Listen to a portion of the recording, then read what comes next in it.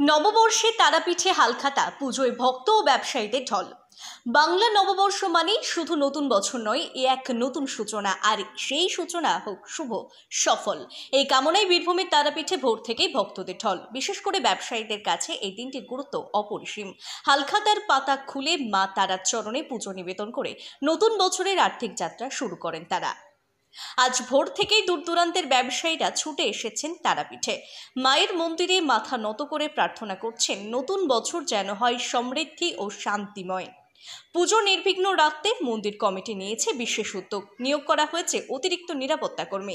মন্দির প্রাঙ্গণে রাখা হয়েছে আলাদা নিয়ন্ত্রণ কক্ষ, মাইকে ঘোষণা ব্যবস্থা। জেলা পুলিশ প্রশাসনের পক্ষ থেকেও রাখা হয়েছে কড়া নজরদারি।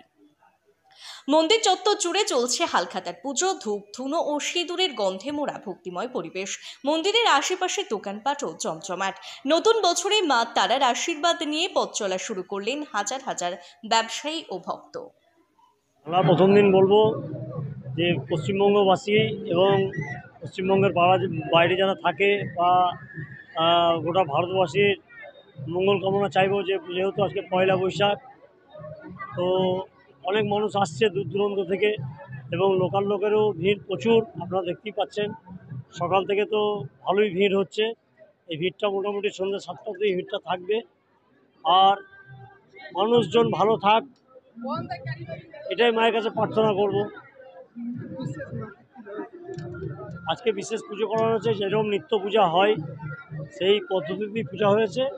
এবার বিশেষ পূজা বলতে গেলে যে আজকে যেহেতু পয়লা বৈশাখ, তো আমাদের এখানে প্রচলিত আছে যে মা লক্ষ্মী এবং গণেশের উদ্দেশ্যে মাকে ভোগ নিবেদন করা হবে, ফল নিবেদন করা হবে, এবং যে নতুন হালখাতা, সেই একটা হালখাতা দিয়ে মাকে পুজোটা করে দেওয়া হবে।